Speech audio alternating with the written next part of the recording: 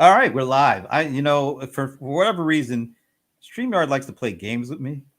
Like sometimes I'll hit the go live button and it'll be like a minute before it says we're live. All the while, we've been live for like at least 58 of those seconds. But this time it just worked right away. So, anyway, I'm Brent Leary. Welcome to another week of what I like to call the BBC, not from the UK, right from GA, Stockbridge, Georgia. And with me, this is cool because I probably talk to a lot of people, and 99.9% of those folks are never anywhere near me geographically speaking, definitely not in the state of Georgia. But for this one shining moment, I have another Georgia person here, Anand Thaker, but we all know him by the colorful moniker he has. The Midas of MarTech. I just like saying that, man. It's such a cool nickname. So thanks for joining me, man. Well, my former mentor would be very proud that it's catching on. So I'm sure he'd be happy. But it's great to be on, Brent. Always great to chat with you. Whether it's remote, even though we're in the same state and remote, or whether we're hanging out at a big old conference. So it's always good to be here. Absolutely. And of course, we get a chance to talk a lot, not necessarily in front of the camera, but just talking. Have good conversations. Oh yeah. And of course, you're one of our, our players in residence for the CRM players, which I still don't know why you guys do that, but we're glad you do because me and Paul Greenberg I love having you guys around. But yeah, and then of course you're just in tune with a lot of things that are going on with MarTech and marketing, and so it's always great to kind of bring you into conversations. And the reason why I wanted to really bring you in today is from a conversation that came about on last week's Watching Amazon show with, I'm legally obligated to say this, the cold one, the bold one, John Colderice Lawson. It would be nice just to be able to call the dude his name, but whatever. I got to do all this stuff.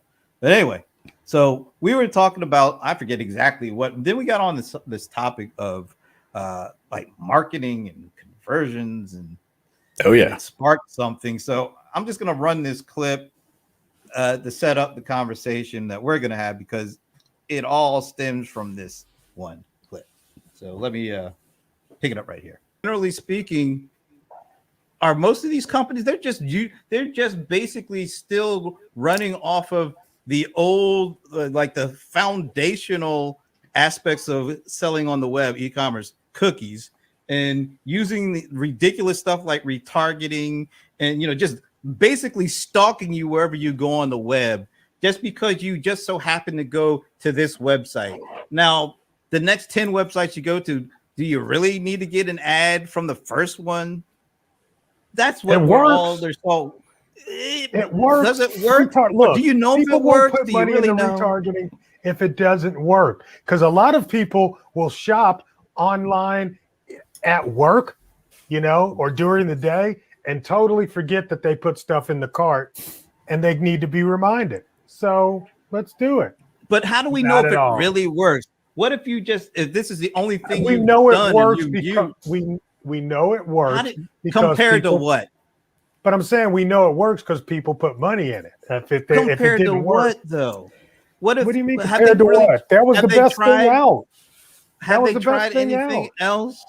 What else are you going to try right now? Well, they're going to have to figure out something, because these cookies are going away in a couple of years. Absolutely, they are. They better start thinking about that. But generally speaking, all right, that's enough of that. All right, so he was riling you up too. That was just obviously he just has a habit of the brotherly love of just his face. Just me seeing his face, that's all I need to get riled up. But anyway, my whole point was, okay, they do these, they do this stuff, and I just threw out a number, and success is 1% conversion. And my argument was, that doesn't sound all that successful. I mean, it's better than zero. And of course, if you got a big enough target, if you got like hundreds of millions of folks to throw something at, well, yeah, then you're going to make some money off of 1%. But it just feels like, have they tried other things? Have they tried stuff that may go from 1% to, dare I say, like 5% or 10% or 20%? It just feels like, generally speaking, they kind of found this one thing that works well enough for them not to have to worry about trying anything else. And that was my whole argument. And of course, you had some, you didn't really see them, but you had some comments because you were checking this out and you were saying, well, yeah, it does work.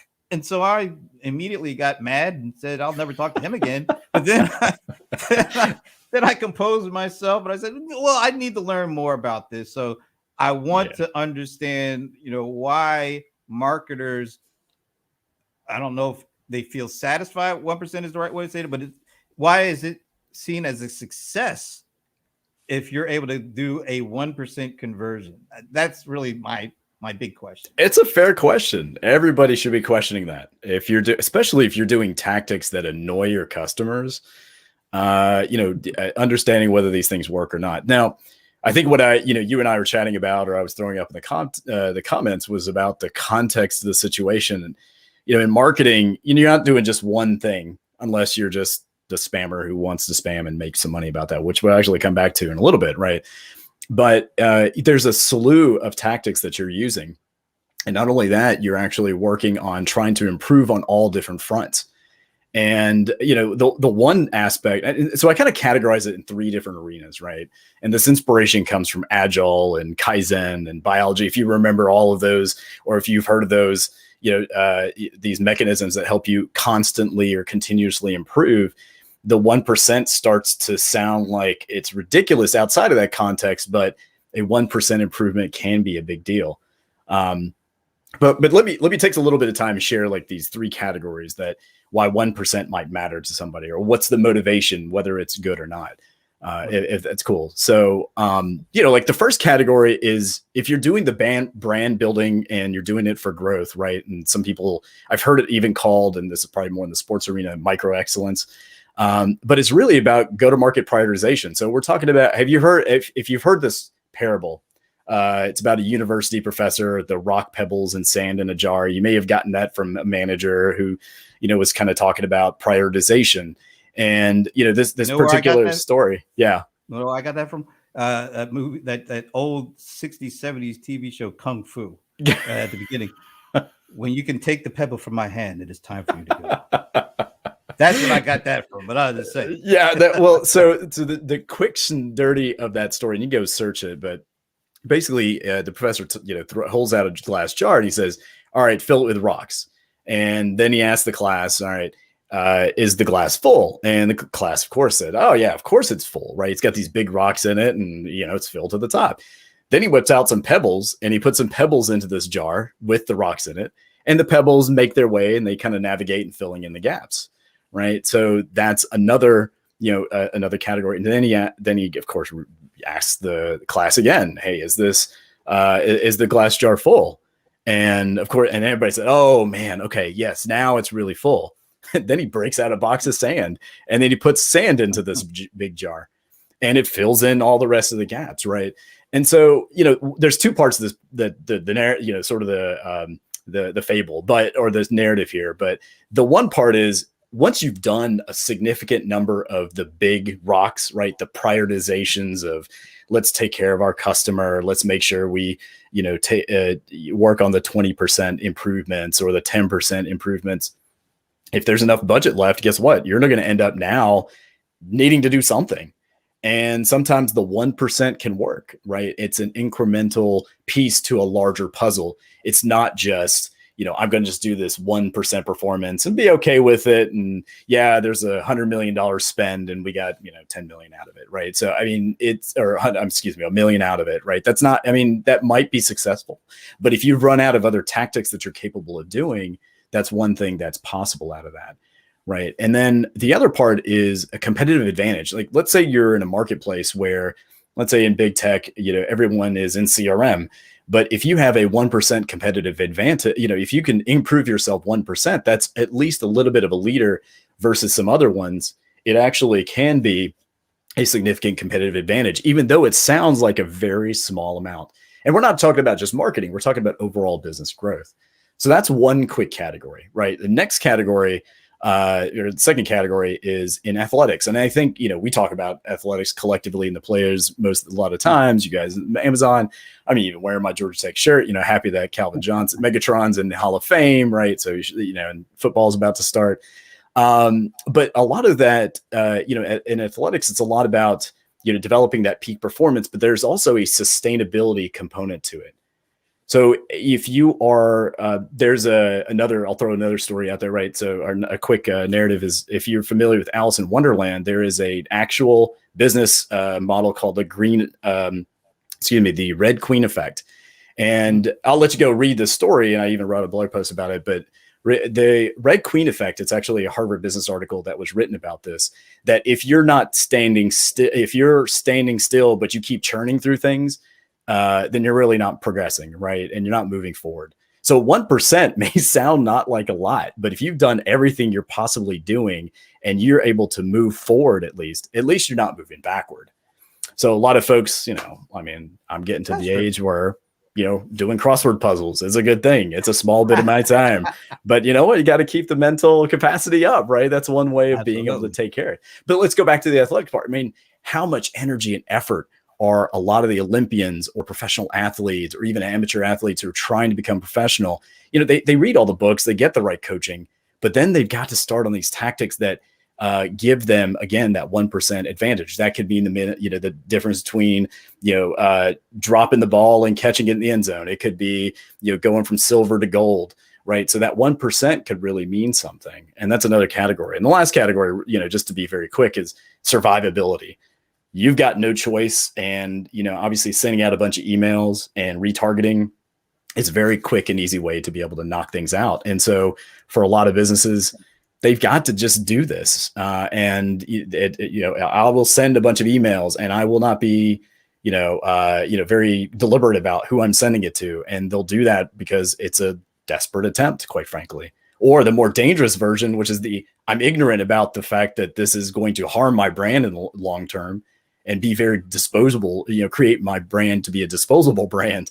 And I'm not recognizing that. So there's a real, and obviously that third category is like the worst thing possible, right? That's not something you would ever encourage. That's not something that would ever matter. But there is a place for the 1% improvement. And I know we just kind of arbitrarily picked 1%, but that was part of the conversation. But there is a reason for it. Either it's, the positive ones sides, I've done everything I could, but I need to keep moving forward. And then there's, I'm at peak performance, but I need to keep sustaining, moving forward. Otherwise, I'm going to end up falling behind. And so, and so even doing experimentation and stuff like that is something that matters. So, and strategically speaking, I borrowed a lot of this when I was a software engineer. And I started seeing a lot of this in marketing. And so when I got into marketing technology, bringing a lot of that engineering and manufacturing or engineering and software engineering, kind of tactics into this started to play a role in the operations of marketing or the operations of sales, the operations of growing revenue. This 1% matters, and it's okay that it's 1% as long as you're very aware that that's not the only thing you're going to be doing. It feels like some of these folks aren't aware that that's the only thing you're doing. And that's very true. That's true. And they fall back on doing the same thing kind of as a crutch because, they got the monetary return that they were looking for. And although, it worked for 1%, just using that hypothetically, of course. But what about like the other, I don't know, 50, 60, 70, 80% of the folks that are like totally turned off to this? And yeah, you get the 1%, but are you burning the bridges of like the other 90+%?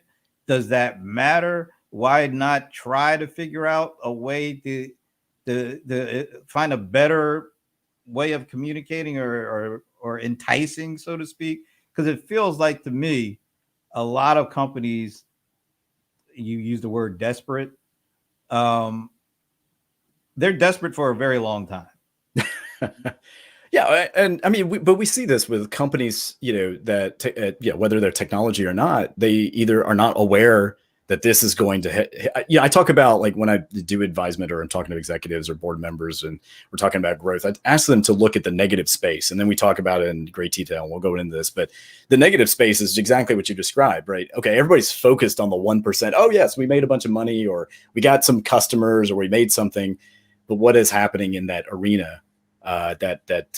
People are not responding, people are unsubscribing, people are opting out. What's going on there? That's going to be a real big problem for a lot of folks. And that is more the qualitative and quantitative analysis that needs to be done moving forward if you're going to use those types of tactics, because to your point, I mean, it does eventually erode. You just don't see it every day.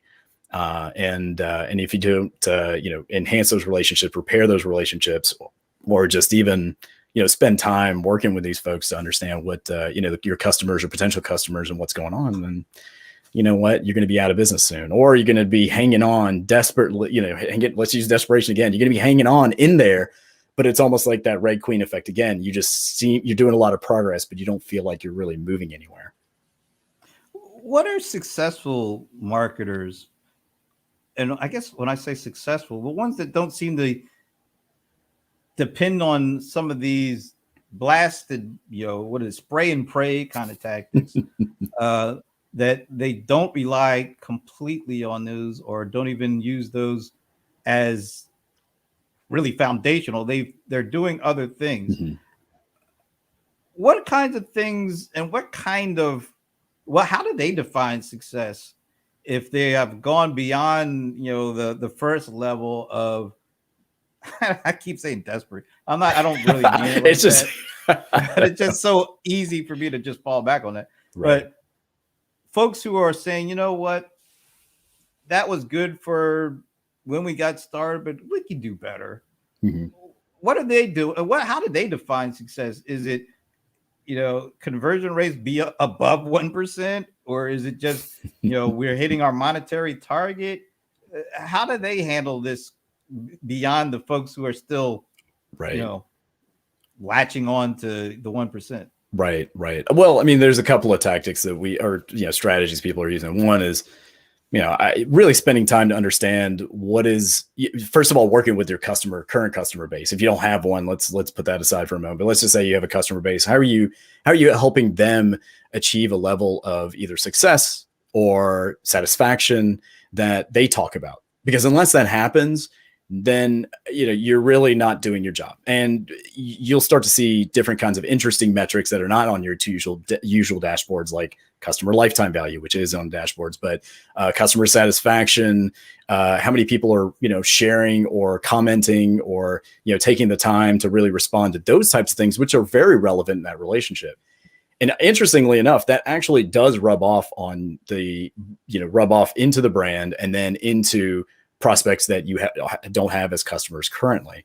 Another one has been more recently, how well are you building strong communities around your brand, right? So whether they are, customers of yours or not, but you're trying to solve a particular problem, maybe, or you're trying to satisfy a particular need, how are you developing a community and a strong group of people around that?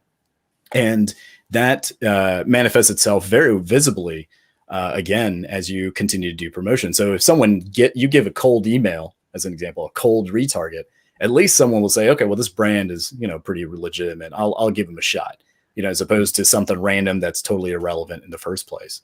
So, that's one. There's a couple of factors that come into play, is really thinking about the longer game, about what your customers are giving to you and how they're operating in the community as well.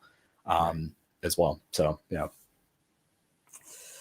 Well, this whole kind of marketing, especially digital marketing, is kind of been built on the back of cookies. Mm-hmm. And we're starting to stare. We thought we were closer to the cookieless future than we apparently are, because Google pushed back the date on when they're going to get rid of these things. But how is the word destructive, or maybe just disruptive? How disruptive is, when cookies go away, how disruptive is that going to be to marketers? It's actually hard to tell. I know there's a lot of statistics. There's a lot of people, even the top analysts, the top, influencers, the top people who are they really don't know. I mean, you'll get a variety of here's how we could prepare, but I think it comes down to really one thing, which is how much do you own the relationship to your customer, right? And what we're seeing, and this kind of goes back to our previous conversation, if you don't own the relationship to your customer, and I know we say that generically, but I'm talking about you have their data, first party data, right? You have spent time, harnessing and developing that relationship. And then certainly leveraging that relationship in a positive manner in terms of how you operate as a business or how you operate as a company or what you're trying to accomplish in the world. So it's that kind of mission, purposeful, oriented, deliberate type of action that's going to be necessary, which really translates into we've had this brand agency relationship that's really going to that's already gotten disrupted even before the cookieless thing happened. We're going to see that's where I think a significant amount of disruption and possibly desperation will come about, because you can't outsource your customer relationships. You might be able to outsource other things. The agencies are remarkable at bringing lots of different experiences, lots of different interesting tactics, new ways of learning, what works in what situations. But at the end of the day, if you just outsource your customer relationship, and you just say, listen, here's our data, go do whatever you want with it, then you're going to get your 1%. You're going to get, after a significant amount of spend, you're going to get, this desperate attempt of what seems to be desperate because they're getting paid to just interact and engage and create these metrics, but you're creating this erosion that eventually will create a significant crack, inside your foundations. And that's not something that you want to have over the long term. Do you think the pandemic has had such a harsh impact on life in general? Yeah. But from a business perspective, and particularly from a marketing perspective, people we'll just take like grocery shopping, for example. You had to stay in the house, which means you couldn't go out and shop the way you traditionally did, the way many people traditionally did for groceries. So they had to go online and buy groceries. And have them shipped to them. Mm-hmm. So the folks, the companies that were built with the wholesale retail kind of channel in mind, meaning they sold their stuff to stores and then stores sold their stuff to individuals, that was gone for the short term, for at least a couple of months. And to a certain extent, it's still going on. Mm-hmm. So all of a sudden, instead of thinking of retail, your traditional retail, they had to think of direct to consumer. And so they had to start building a relationship going right at, the customers who would usually buy their stuff in the store. Right. Did that help prepare folks for what's going to happen when cookies go away? I think to a point. I mean, for the ones that are paying attention and have been at least making a best effort, at those transformations, those digital transformations. I think we all remember the cartoon that was drawn by Tom Fishburne with the wrecking ball coming down into a office of executives or marketers that were basically accelerated that process for a lot of people. And of course, there's quotes from numerous top level, very visible, highly respected executives about how much transformation has happened within a short period of time. So I think those that are in transformation, they're probably already starting to make that, move out of the cookie, in preparation for a cookieless world. Because there's things like, for instance, I mean, we've been talking about, owning the customer relationship, which means you're going to need to own that data. That was going to have to be the only way you could be agile enough to handle the COVID situation in the first place. Now in a cookieless world, guess what? Now you've gotten more of that information in-house, and now hopefully you've hired to handle that expertise as well. Then there was dealing with privacy and compliance. So compliance was already starting to come into play. You've got to create new baselines that if you're, once offline, online, now you're almost all digital. You have to create new baselines for how you're able to, recognize what success looks like, as we talk about, right? And then, various things we were talking about, right? Like building communities, loyalty programs. Those who had loyalty programs, they're probably going to have to go back and say, okay, well, we got all this data. We gave you a little card, or we gave you some incentives, but are we really respecting, the relationship we have with you as a result of that?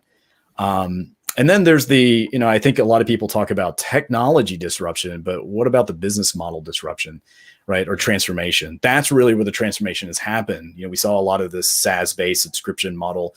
There's all kinds of technology we could talk about that's changed the way that we live or changed the way that we talk about. But it was the business model change that really adapted or really disrupted and transformed the way that most businesses operate. So I don't know if cookielessness will harm companies who are already in transition, but they certainly will create disruption for those that are doing the duck and cover and hoping that some of this will go away and we'll return back to normal.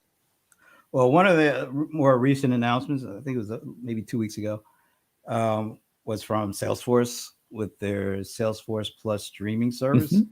And I wanted to play this clip because Colin Fleming from Salesforce, who's heading up the rollout, came on with Paul Greenberg, myself on CRM Players, and just talk about, it's such a surprise move that had the whole industry talking. So we had a chance to spend some time with him. I wanted to play this clip and get your take on kind of how he sees things and how he sees Salesforce Plus beyond kind of, well, it was kind of portrayed as the Netflix for business content, more of a play on first party data. Here, check it out.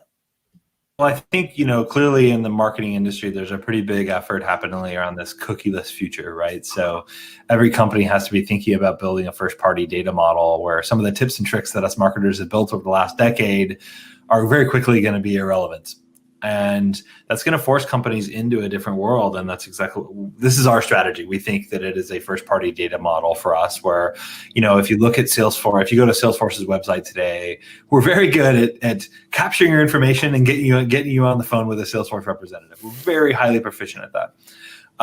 However, we think that there's a higher level than that where we start to educate you in terms of how people are using Salesforce, what that looks like, how CMOs are tackling this new pandemic, how chief executive officers are doing that. And there's more of an educational, higher part of the funnel conversation that we want to be part of. And so it's as simple as you go to Salesforce Plus, all we need is essentially your email address, and you have full access to everything within the Salesforce ecosystem. Oh, yeah. All right. So first data, the way he broke it down, it was really interesting because as you were saying, kind of smart companies have been planning for this cookieless future for quite some time. That sounds like directly what he's looking at Salesforce Plus as being a first party opportunity to build a direct relationship different than they had done in the past. Do you see this, what Salesforce is doing with Salesforce Plus, as something that may end up being kind of a trend as companies start thinking beyond the cookieless and start thinking we need to build direct, have ways to address the people that we want to connect with in a much different, much more direct, much straighter, narrower path as they compared to what they had to do in the past? Fewer dots to connect. Absolutely. I mean, Salesforce has been a high growth company because of the community-driven, community-led thinking ever since the beginning. I mean, before it was, initially it was, working with developers. It became, starting to get into other clouds, and then it's starting to now say, okay, we're sort of an operating system for a lot of different things. Now let's talk about bringing that directness to there. But I think part of it is their question, Dreamforce was disrupted last year. That was one of their biggest events, right? Marquee events. Now they recognize a lot of people are producing content. That content generator is going to be certainly has been a hot topic, but have companies started to produce like Netflix would produce as they use that as you and I both agree that was not the best PR, announcement, but, regardless, a lot of people got a lot of eyeballs, look at it, right? Got a lot of eyeballs, right? That still will never go away. Marketers are always good at that. But, you're going to see a lot of companies who are starting to produce the next generation of content creation, but then package it together with the idea of putting people together as well, right? So before it was, hey, go download this thing. And then, then you can come to this event. And then you can do this training. Now we're going to see, content generation. We're going to see, people connecting online, and we're going to see some educational or educational kind of capacity all wrapped into one strong asset for a lot of companies, or at least the one companies that are going to do it right. I think we also saw HubSpot buy, an organization that is The Hustle, right? So long have they been a content generator, right? And I even know some people who've moved into, the journalistic capacity as modern marketers who feel that this transformation is an opportunity for even traditional newspapers or traditional media to change the way that they interact with their audiences. So yeah, absolutely. I think certainly Salesforce wasn't the first, but they definitely won't be the last. And certainly a lot of people will be looking to them as a template for how they start to engage directly with their customer base. And I think it's a strong opportunity for them to, keep people engaged and keep them relevant in terms of how they're going to be able to do that. And Brent, I think what's going to happen even more so is we're going to start to see how that content gets. I mean, just having Netflix out there, right, as an example, that's too much videos to try to chime through, right? It's then the problem for a lot of the companies will be, how do we kind of, for the lack of using a better word, personalize, the experience through this entire community, right? We might even see, what do they call the folks, like you go to the concierge folks who are helping certain accounts, navigate, here's how you put this content together so that it would be most beneficial for you and your exec team. So it can be quite fascinating what this might end up becoming, in addition to selling a product and then you going through, a maze like a mouse with cheese at the end of it. Instead, you get a sales call. Colin recognized. Right. Well, as Colin recognized, I know. You mentioned HubSpot. They bought the newsletter company. I think you called it Hustle. The Hustle. Right. Yep. They bought a newsletter company. They started I think they call it the HubSpot Podcast Network. Mm-hmm. So that's right. So they've already started taking stuff. I mean, you can go back to like Adobe when they bought CMO.com. Mm-hmm. and started using that as a way to talk directly to CMOs, not specifically all the time about their particular products and services, but to the subject matter and themes that were important to that particular role, so that they could build a direct relationship with them. Salesforce Plus is kind of the next generation of that, where videos become so important and so much of a way to connect and keep people's attention. So they're taking that kind of approach. We'll see how it works. Yeah. It's a very ambitious endeavor. I think it has a lot of potential, but of course, unless it actually goes from potential to real, we'll have to see how that works. But I give them a lot of credit for attempting it, because I think it's a huge move. Let's talk a little bit about, we keep talking about cookieless, and the reason that a lot of that discussion is taking place is the whole idea or topic of privacy has really, over the last 6 months to a year, I would say the big stake in the ground was when Apple announced the iOS 14.5 update, which was going to prompt people to say, do you want us to collect your data or not, as opposed to defaulting to that. And that kind of started all the kind of this discussion around privacy, and people have started to take notice, at least, to what had been going on all along. And so this whole idea of the cookies and how they've been used and the retargeting and all that kind of stuff. So I guess, was it last year, maybe last year, the year before that, Google announced that they're gonna start doing away with allowing third-party cookies on the Chrome browser. And of course, Chrome is about 85 to 90% of the browser market or whatever. Right. So whenever they make a huge change, people listen. Now, the thing I want to ask you is, maybe. So the whole idea of cookies are really driven by, I think it was not initially driven by marketers, but marketers found out, hey, this is a way that we can get more information on what's going on. Yeah, we went in on that. So then, as privacy starts to become a bigger issue, marketers are caught in this kind of weird position that says, well, if that's what people want, yeah, that sounds great, but we still want the data. So this whole idea of privacy is not privacy at any cost. It's privacy at like the most minimal cost to us still getting what we need from a marketing perspective.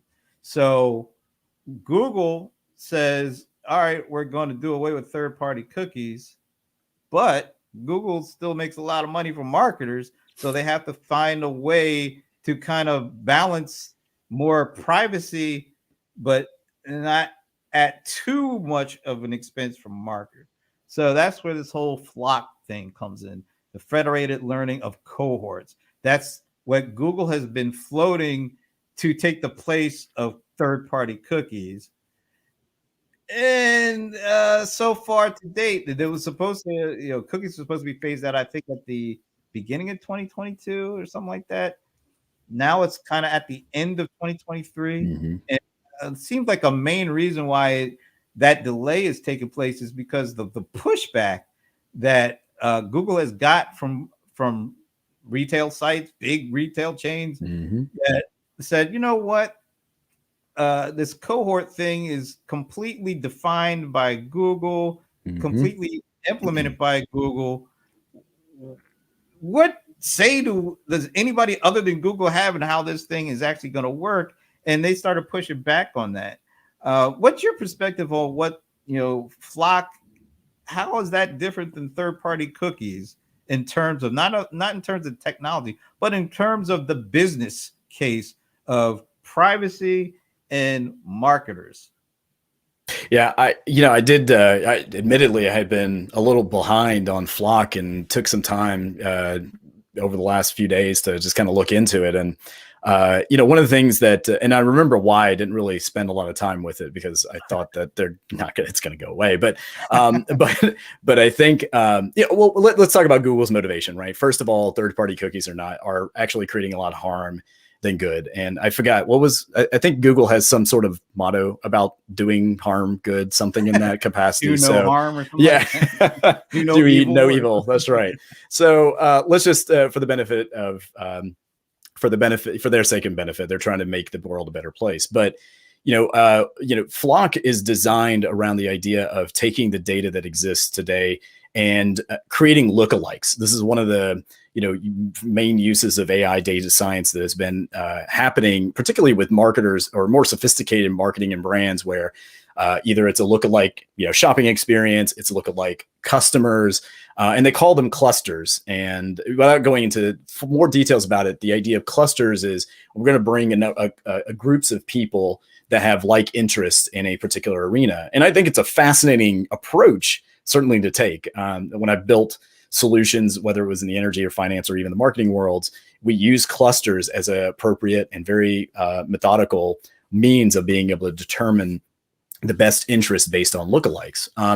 And that's really what's going on behind the scenes. But of course, Google's going to put its own wall into it. It's going to have, you're going to only have access to what they think is a cluster, regardless of what kind of information you might be able to bring to the table, which creates a real problem. So it's no surprise that tech journalists have kind of bashed Flock.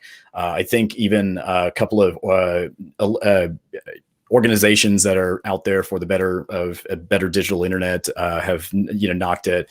I'm just going to call it out. Amazon has said, nope, we're not getting into that game. We're actually competing. They're probably creating their own ad ecosystem, right?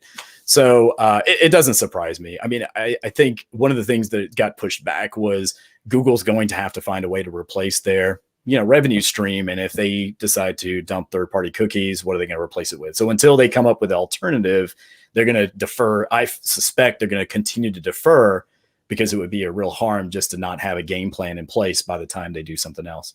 So now this is going to open up an opportunity for someone else to start, I mean, Google is huge, but maybe there's somebody else who's going to propose something, or maybe a collective who proposes something, and Google's going to either have to be a part of it, or, they can come up with a competing one. But at the end of the day, there's always going to be like more than one ID or more than one, means of being able to identify a person, or at least be able to identify something about this group of people. So I wouldn't, as marketers or as, executives who are planning on growth, using these mechanisms, plan for the fact that there's going to be more than one, and stop worrying about the fact which is the one that's going to be out there until, until it actually becomes incredibly obvious. So, high definition DVDs versus Blu-ray. Yeah, I mean, obviously we're on Blu-ray world, or not even in that capacity anymore. But the reality is we're just planning for multiple ones at this point, as a way of thinking about it. It seems to me that this whole idea or area of privacy is the biggest competitive ground now for particularly for the FANG guys. Oh yeah. If you all notice, I think they all understand the importance of this as consumers get more sophisticated in their knowledge of what's going on with their data. They all realize that we need to be as much driving this as much as possible. Mm-hmm. And I think they're all, it'll be my prediction is, I don't think any one of them is going to be able to do it. But if they created a consortium, the FANG consortium, they could force it down everybody's throats. But I don't think there's enough cooperation. I think co-opetition. I was going to say co-opetition or something because they all. I was talking about this their last earnings. They're all making billions of dollars in profits every quarter. Mm-hmm. So it's not just revenue. I mean, mm-hmm. like Apple, 21 billion in profits last quarter. So they all have the money to try different things. And I think they all realize that privacy is the thing that has gotten all the oxygen.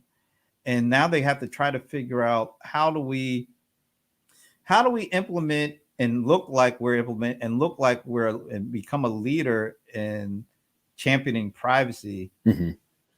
but still be able to go to the marketers, particularly when it comes to Google and Facebook, not so much Apple, because they make money off actually selling stuff, and Amazon does too. But particularly Facebook and Google, right. I think they have to be seen as being a champion of privacy to the consumers, but also seen to be a champion of reaching the market to mm-hmm. businesses. Right. And they kind of like they kind of knock each other off, in terms of, if you do this, well, what does it mean for that? So you gotta be in this constant battle for privacy, but still being able to make money selling. So how do you see this playing out? Is there like a dark horse, or is there another even larger group of businesses that could form a consortium, like the retail, brand retailers get together and say, this is what we want, and figure out who's going to win this? Because there's so much at stake.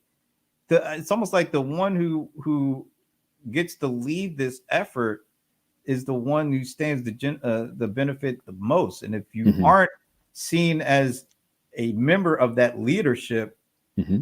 you're going to be fighting an uphill battle. Yeah, I think we're going to see. I don't have a prediction particularly about which one is going to win. And I think it's still too difficult for anyone to really consider that. But what we will see is a lot of walled gardens created, right? Walled gardens of data by big brands who have direct access to the customer. And so on one front, we were talking about the concept of being direct to the customer, but then I think another part of that, the flip side of that coin, or the other half that you really have to consider, is how do you start to develop relationships with other businesses that, can give you access, right? So either it's co-marketing, it's sponsorship, so either as you're, basically being or buying or sponsoring content generators, right, who are getting that access on a regular basis, how do you partner with some of those organizations or those brands that exist, or maybe even influencers or those content generators, to be able to co-market or be able to introduce your brand into the mix. So if I were to take a stab in the dark, it's going to be the ones that are going to win are not reliant on ads, entirely for their revenue growth or their profitability growth. I think, the big moats do matter. And it's going to be battle between people who are not reliant on ads and sell goods or services directly, have a significant amount in that. And then it's going to be another group that has a lot of political wielding, investment, at their disposal. And we're going to see a big battle in that particular capacity where somewhere we'll find some sort of middle ground. But I'd hate for anyone to make any kind of, act on any kind of prediction that exists today, except for the fact that it's going to be a little bit of chaos. Try to, anticipate, again, with the themes that we've talked about today, just get as close to the customers you can. Just like in e-commerce, get as close, the best technologies are the ones that are as close to the revenue or the closest to the transaction as possible.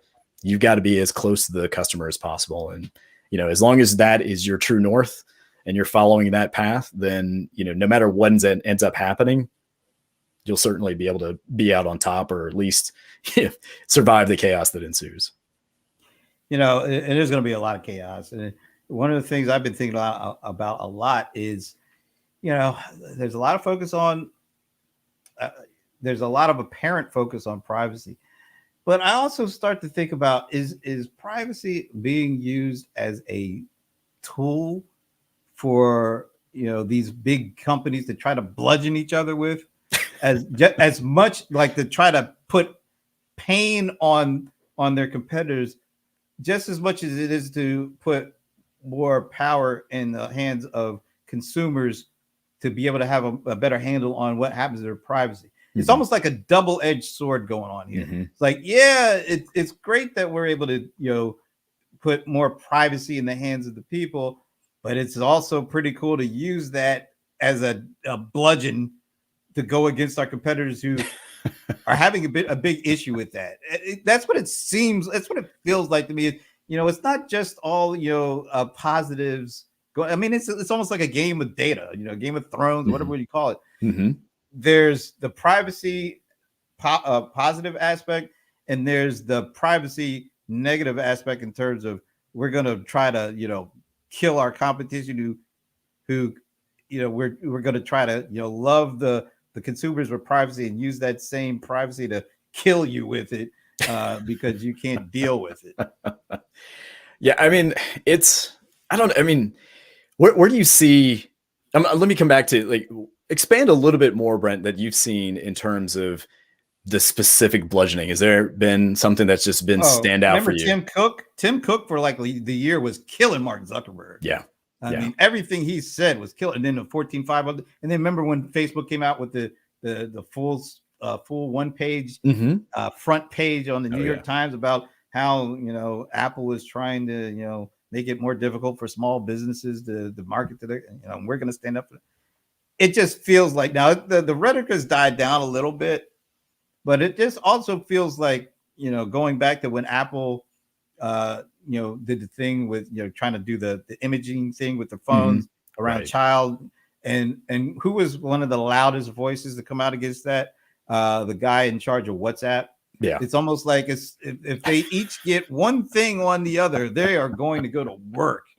And that's what it just. I haven't seen Google get caught up in that yet, and I haven't seen Amazon get caught up in it yet. But it just feels like Facebook has a lot to lose. Because what you showed me that 97-98% of their revenue comes from, and even more after a couple of months, right after the following quarter, there was even was even greater. So they've got a ton to lose. And Apple, to your point, what you said, they make most of their money on selling hard goods, right? So they can make these statements and make these actions, because it may cost them a little bit of money, right? But not anything to what it may cost Facebook, right? So it's like, we're bringing privacy, more privacy to the masses, but we're also sticking it in there to some of our competitors. And remember what that's a great example. Remember what Facebook's response was. It was, unfortunately, Facebook might, if you go into Apple, or we're trying to help new businesses grow, right? Because we have all this access and this large community. And if you go to the other person or the other company, you're going to be very limited in how that's going to happen, right? And so I think the next step in all this war is like who are those successful companies exemplified in those respective ecosystems, right? So you're going to see Facebook throwing a lot of ads and probably Facebook ads on, and commercials and whatever they can about here's successful businesses that wouldn't exist if they couldn't be on Facebook and the way that we're handling privacy or handling customer data, let's just say. And then Apple, of course, will speak to the same thing. A lot of it's just going to normalize to the two camps, right? And what is the trend, overall? I don't know. There is one cynical take I have is a lot of people accept those terms of use without thinking twice. And that's the question for me is like, how many people are going to just simply, for the sake of moving to what they want to do, just simply accept it, right? Now, the good, not skeptical side of me, it says, well, I trust this brand. I'm just going to say whatever, right? And I'm happy to give them more because I trust Apple or I trust, some other retailer that exists out there, and I'm good with it. Sure, why not? And they're just going to click it through, and again, obviously the brand earned, in a sense, this is the best way, earned a unfettered amount of data that they're about to get, and they don't have to have any kind of consequences. So not only are you going to get emails annually about terms of use, you're also going to now get ones about privacy as well, if you haven't already. Right. And I think people who have that, it's probably going to be less in the hands of consumers in terms of making those decisions, but what they read in the news and what they're seeing, as exemplified in the marketplace. And and there will always be those two camps. There will always be those two camps. Yeah, I love what you said about consumers, and I've been popping up some comments from some good stuff from John. Yeah, the bad boy of ERP. It's like John Reed. Apple. There's nobody who has clean hands. I mean, no. Even if you give Apple the benefit of the doubt on, they wanted to be helpful with identifying child, with imagery being used.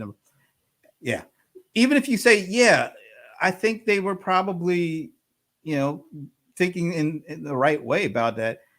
Look at all the concerns that propped up because of that. And they had to answer that because they were valid concerns. Right. And then, the other thing, Apple is fighting the battle on the marketplace scene.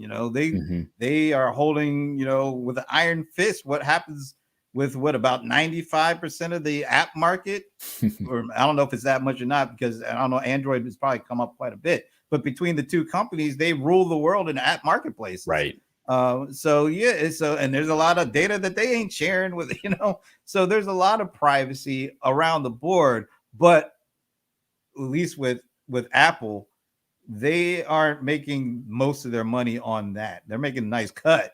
Right. But right. This whole refresh of they're breaking their own chips. Their whole refresh is printing money. I mean, I bought a Mac Mini M1. I can't wait to get the M1X for the MacBook Pro. I mean, they are literally printing $20 billion in profit, and most of that is not coming from selling services. It's coming from selling units. Right. So they're in a different. It is. They're a whole different, position as Facebook is. It is. But it's interesting to note, though, right, is that how much the tech companies are blending from what you think that they originally are. So Apple, okay, well, they make hardware and they have this thing called iTunes, right? And there's apps there. I'm being a little flippant, but so bear with me for a second. And then you got Facebook that sells ads, and then they've got this, really cool community and interaction that you can go on. But who the heck ever thought that those two companies would start competing on each other, right? And a lot of this stemmed from the App Exchange, right? Or excuse me, not the App Exchange. Sorry, hey, Facebook Play. So the marketplace for apps, right? And the significant amount of money that's made on those third-party developed tools or platforms and apps, and they're not bad, right? Most of them are very, very good, and actually all companies have taken significant steps to make sure that. Whether there was a breach or whether it was something illegal, but they do take significant steps to make sure that they don't brandish something bad that happens. But whoever thought that that those two companies would ever compete? And I think this was what stems some two interesting companies that are at battle with each other for something that isn't even core to what about them on the surface. Right. And it's even difficult for policyholders to understand this, right? Why is Facebook here, and why is Apple here, and why are they talking about two different things? Either someone will think of them as just two tech companies, or someone will say, well, Facebook's one kind of company. Apple, why are they even competing in the first place at this level that it matters this much? And they're not the only ones. There's a lot of consumers who may or may not care about this at all. And I think you said it before. They may not care. Right? Yeah. And, you know, we talk about, you know, John is bringing up John is coming with the heat right now. We got fired up, man. You know, there's so many positions and pieces to the puzzle, and you know, in data and the use of data, you know, data makes the world go around at this point. And Apple, I mean, you know, they got, you know, the watches with the health data, and you know, that's a growing area. And even though they make most of their, you know, vast majority of their money on selling things, you know, the data helps to sell those things too. And so even if they're not selling the data to third parties or allowing access to it from third parties, they're leveraging that data to sell more devices to a certain extent. So it's not like you can disconnect the relationship between service, products, and data, because they all work. They're intertwined extremely well together. Yeah. It's just that they have much more revenue coming in from traditional hardware, and they can play that lever against a company like Facebook, who they wouldn't exist if it wasn't for ads at this point. The lifeblood of their company is on people using their platforms to create data that they can sell to other businesses who want to get access to those platforms. Absolutely. You know, there's two things certainly for folks to look out for while as you're paying attention to this. One is, while this air cover is going on with the battle back and forth, right? It's to basically stake their ground, right? They stake their territory of who they are. Because if you don't make that announcement, and in marketing, and I think even storytelling, if a good story has an enemy or opponent or something in it, right? Or some opposing force that you have to overcome. So, but as they create that stake in the ground, what's really going on? That they're making, whether they're making changes to privacy or not, how are they navigating the next step beyond that? You know, what are they doing? Are they innovating in any particular capacity? Are they changing the way that they are accessing the customer? Are they are they thinking about acquiring a company that, you know, changes the direction or you know, of their growth in the future? You know, obviously we're trying to unpack a little bit of that, but you know, I think a lot of this is air cover that's very necessary for them to stake the ground. But watch what's going on beneath it. Follow the acquisitions, follow those statements, see what's going on. Because I think you're going to see the real story of what's going to happen on both fronts. And it's not necessarily just the top level, you know, what you're seeing in the news, privacy matters that are going on. And then the other trend to watch is, you know, we have a lot of people who are, you know, with COVID has created not only a disruption in so many different ways, but I think the one that we're seeing is that it's hard to find people to hire now, right? It is very, very difficult to do so, which means, and I'm also suspecting, and I've read some indication of this, that there's a lot of people who are starting their own companies, who are starting their own businesses. So I have a lot of empathy for them. And, you know, I think we talked about this before in the session with Zoho, you know, which was the basis for these arguments between Apple and Facebook, which is, if you're starting a new business and you're trying to grow rapidly, what platform are you going to use? Right? Is that going to determine what kind of company you are, or do you even give a flip because you're trying to just grow? Right? And which one is going to, if you were to choose between these two, how are you going to continue to grow? And watching that group, the next generation of small businesses and entrepreneurs, and how they start and how they're leveraging just from the ground up, right? Not the ones that have, you know, raised tens of millions of dollars or to hundreds of millions or billions of dollars, right? Or $1 billion valuations. I'm talking about like the small, I'm just getting started type of, you know, company, right? And, you know, that's going to tell us, I think, a lot of tales, and this doesn't have to do with age. This simply has to do with starting a business. We're going to see where the tail goes with, you know, with regards to customer data and privacy with that cohort or that cluster in Google nomenclature of where that flock that flock that we'll see of new small businesses and entrepreneurs will really be a telling tale for all of us about how the future of customer data will play out. So, in other words, you got to give a flock about privacy. Is that what you're trying to say? I think that's a T-shirt. Another T-shirt. There it is. We could not have a show with Anand without a T-shirt idea coming to life. There it is, man. I really thought this was going to be like 30, 35-minute conversation. I know it's been an hour and it's been nonstop and it's been great. I really appreciate all the knowledge. I should have expected this because you are the Midas of MarTech. So you have to live up to your reputation, and you certainly did. This has been great, and of course we're going to be looking at this because it's not like this is gonna get any duller anytime soon. Matter of fact, you told people what to watch out for. I'll add watch out for the relationships and the alignments and the partnerships that form, because I can't see one company doing it alone. It's gonna take a number of companies agreeing to push something forward that'll actually make cookies go away and whatever comes next come in. I think we're still years away from, because I just can't see. There's too much at stake. Yep. For big guys, medium guys, small guys, to change something as fundamental as not being able to leverage cookies, third-party cookies. Mm-hmm. I think the vast majority of companies are not ready for that. Nope.